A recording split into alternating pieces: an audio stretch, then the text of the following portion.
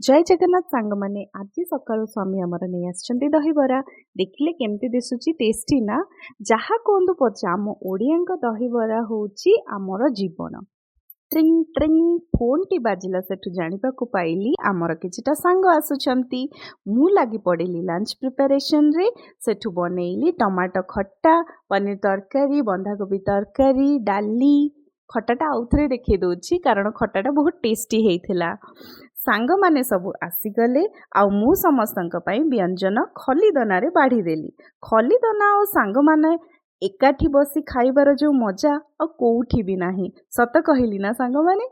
संध्या बेले आमे बाहरी गलु पूजा दुकान पहुँची कि ठाकुरंकर किछि जिनस आनिबार थिला नहीं आसिलु।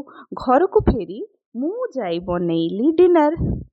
गोल गोल रोटी देखिले मो रोटीटा केमती फुलुची बढ़िया हेइची ना।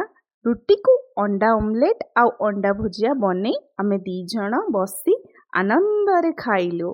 वीडियोटी जदि भल लागि थाए आपणको संग माने सब्सक्राइब निश्चित करिवे। धन्यवाद।